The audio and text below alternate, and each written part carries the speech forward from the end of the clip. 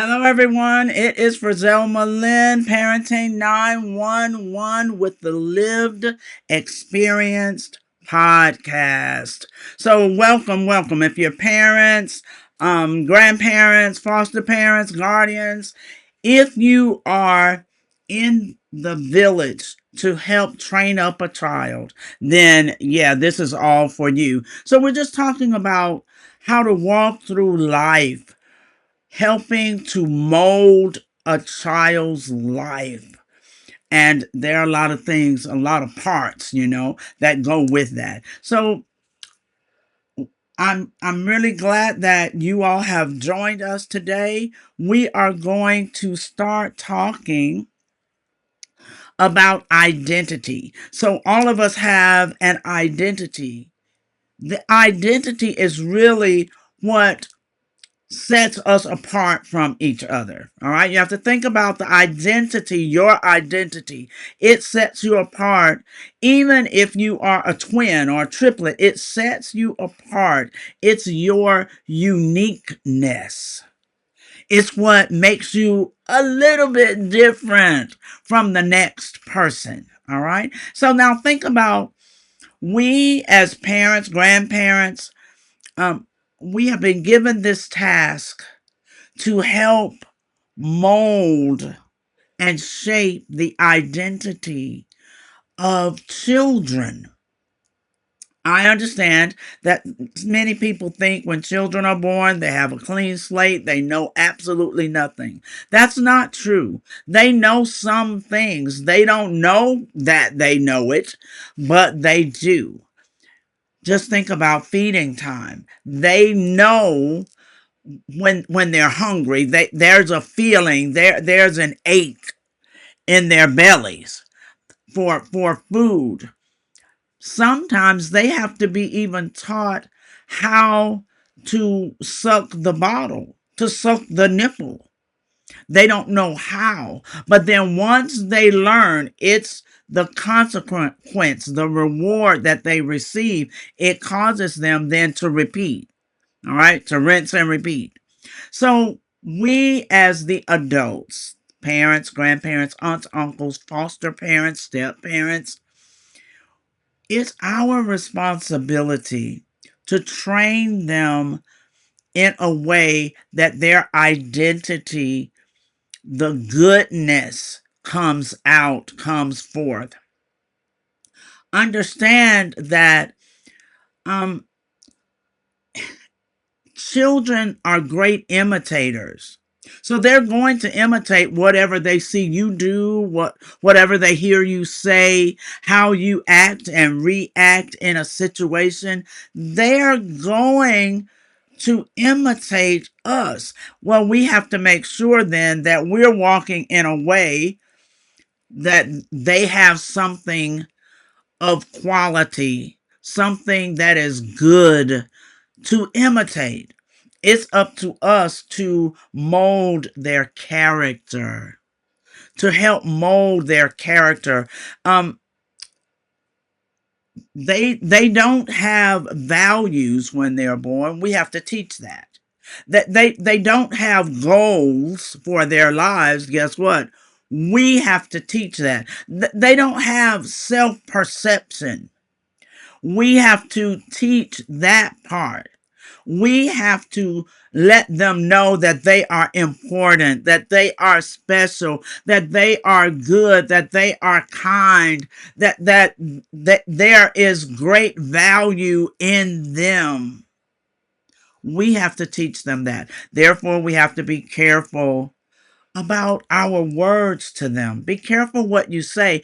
Be careful of even the nicknames that you give because they too, cause a person's mind to revert back to whatever that is, whatever the perception is for them.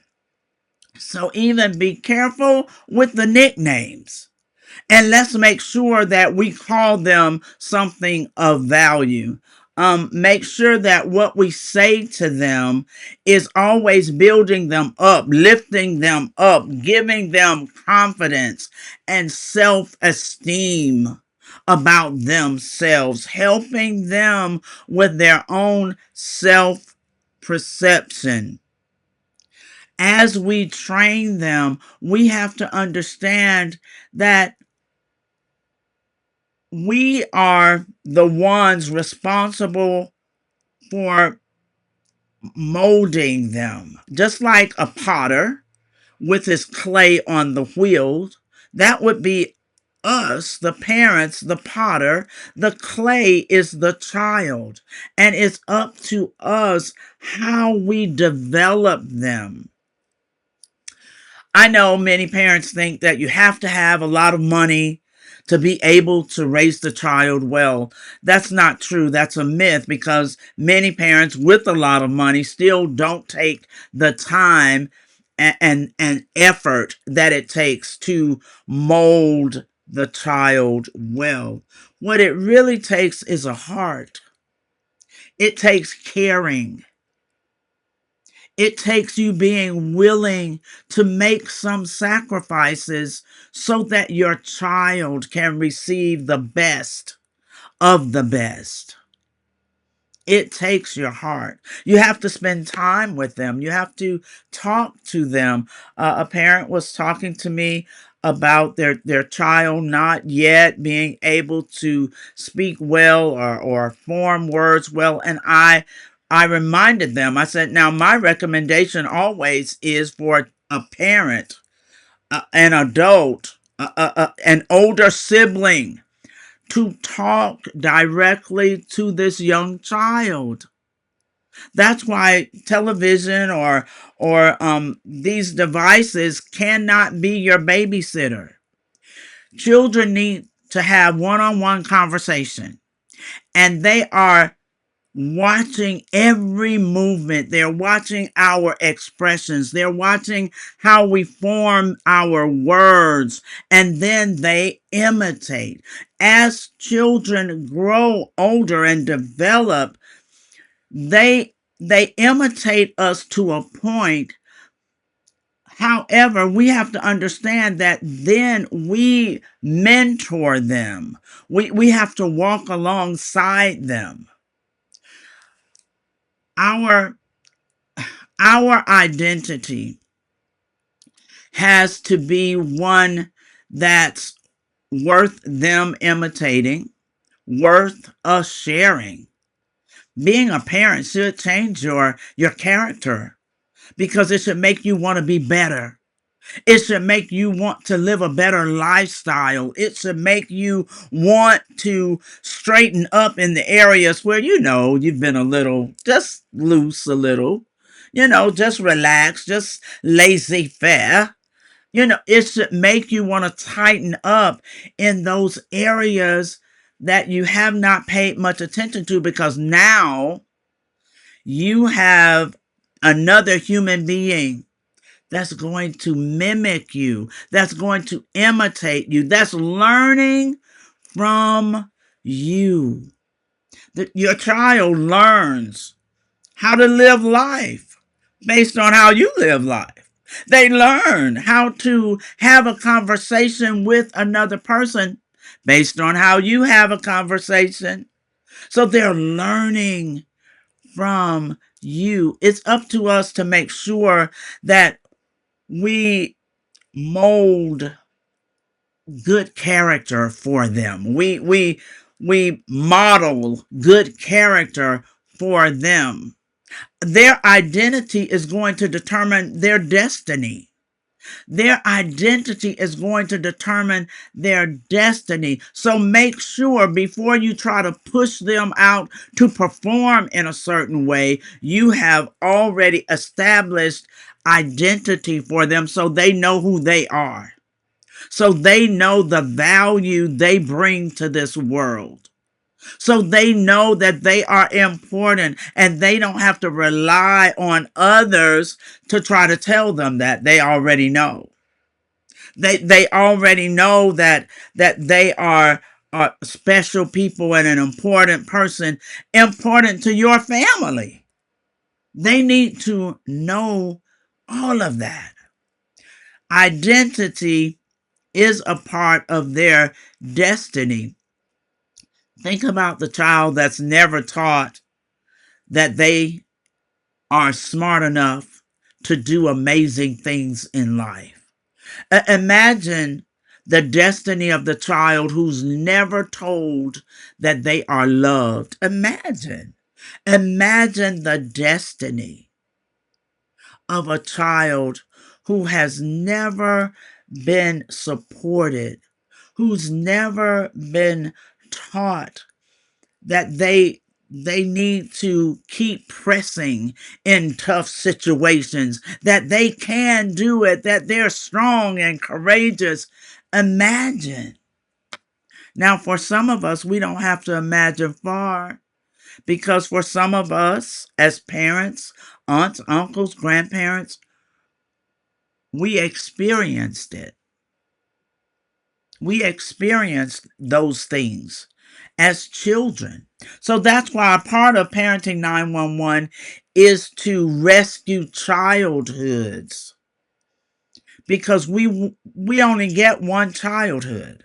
We want to make sure that our children have a good, wholesome, nurturing, structured, loving childhood. This is not the same as when some people say, I don't want them to grow up like I did. But everything that happened when you were growing up was not horrible, because remember, our childhood frames who we are as adults. So something that happened, someone in your life as a child helped build good character in you. So just understand, children are real people with real feelings. They have an identity, and we are the ones that are to shape the identity. We are the ones to build their character. If your child talks a lot, that's not an obstacle. That's just letting you know what to use to help build their character. Maybe in the future, their destiny is going to lead them to be a teacher, or to be a lawyer, or to be someone on TV or in theater, or a leading voice. So don't take that as an obstacle. Use that as a clue for the destiny. If your child is one who's very quiet, maybe they are a thinker, and they are in the future going to be a philosopher. Maybe they're going to write many books. Don't see that as an obstacle. See that as an opportunity to help guide them towards their destiny in a career where that can be used in a great, magnificent way. If your child is strong willed, and I would have been one of those strong willed children, maybe that means that they are a visionary. They have these huge dreams about the future, and they're going to do these amazing things that will be a part of their destiny. So don't see things as obstacles, see them as opportunities. Opportunities to help mold, opportunities to help build character. We'll end with this part. Make sure, make sure that you expose your child to good things in this life, in this world. We see a lot of negativity, yes, but there's so much good. There's so many wonderful opportunities, so many wonderful experiences for you to allow your child to have. Some of them don't take much money, but they do take time. That they may even take planning. you know, but expose your child to the good. When we don't expose our children to all the wonderful things of life, then we're actually doing an injustice to them, because as they grow older and become teenagers, they won't have a choice. They'll only know one way, and maybe that's just the way of the street. Maybe that's just the way of hurt and harm. Treat someone as mean as they treat you. Maybe that's the way of being tough and killing. But that does not need to be the only thing they know. It's up to us, parents, grandparents, aunts, uncles, the village, to expose them to the good. Now, I know some of you may say, why would I want to do that? Nobody exposed me to the good. Remember, I said earlier, to be a great parent, not just a good one, a great parent, you've got to parent from your heart. You've got to care about your children to the point you want them to be better than you. You want their childhood to be better than yours. You want their life to be better than yours. You want to see them succeed and go to great heights. You have to parent from your heart. This is not a competition. Actually, it's a team, and you're the coach. For your team to win, you've got to want the best for them. You've got to provide the best for them. You've got to push the best for their lives. You've got to make sure you're framing things for them so that one day they'll have a choice. They'll know that there's so much good in life. And yes, trust me, you won't even have to teach them the bad stuff. They're going to learn that. That really comes naturally. They're going to learn that. But please be very, very careful about exposing children to the things of life that are not age appropriate. You should want to keep your child innocent from all of the terrible, horrible things that go on in this life. Keep them innocent and protected from that as long as possible. As you strengthen their identity in themselves, as you strengthen their confidence in themselves, keep them protected. Every child deserves that. And they should get it. Do you know why? Because they have us. They have you.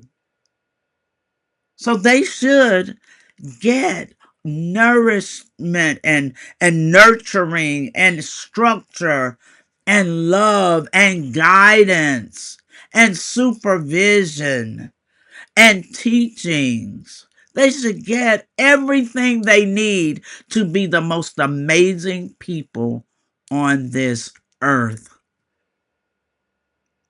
That's up to us. It does take time. It takes a lot of heart. Doesn't take as much money as you think it does. It takes more of you. It takes more of you. So I want to end each podcast giving you an action step. An action step.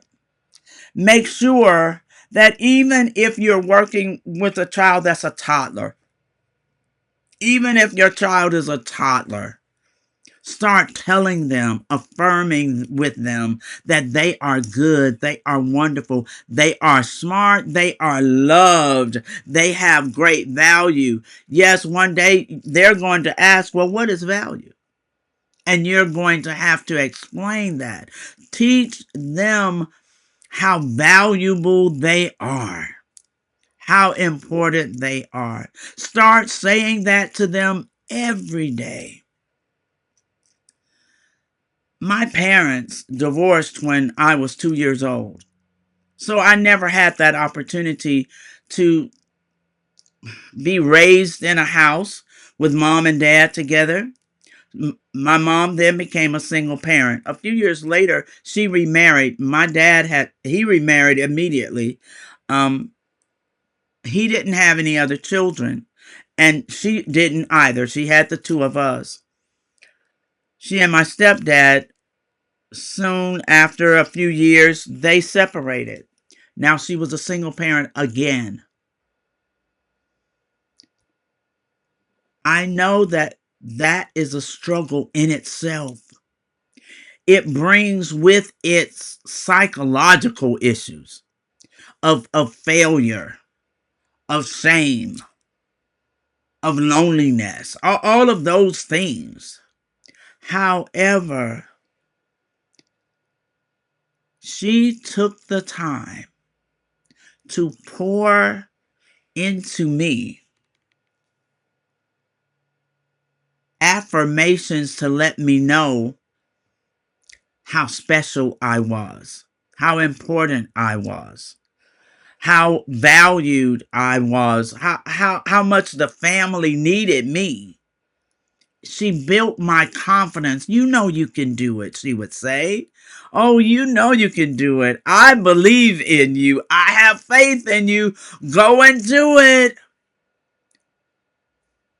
I'm so grateful for that because my confidence is still great. Come on now. I'm a grandmother. My husband and I have 6 adult children, 9 grandchildren, and some of the grandchildren are grown. I'm still confident enough to know that I still can do. So let us raise children, train up children who have confidence.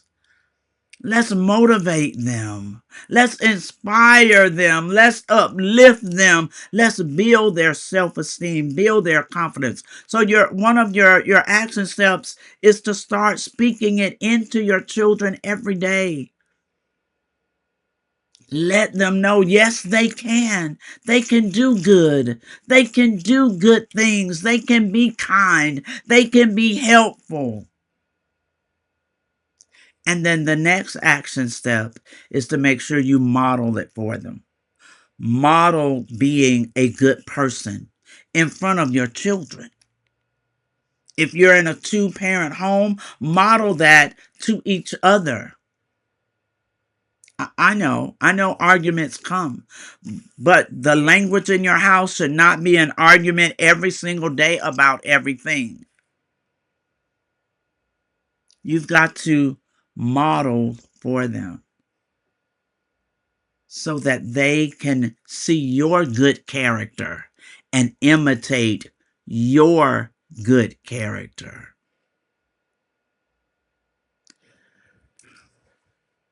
I hope you listened and learned something that you can start implementing. I like to be very practical when I'm teaching.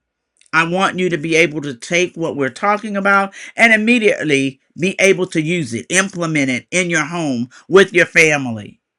So I hope that you will implement these steps and think about what we talked about.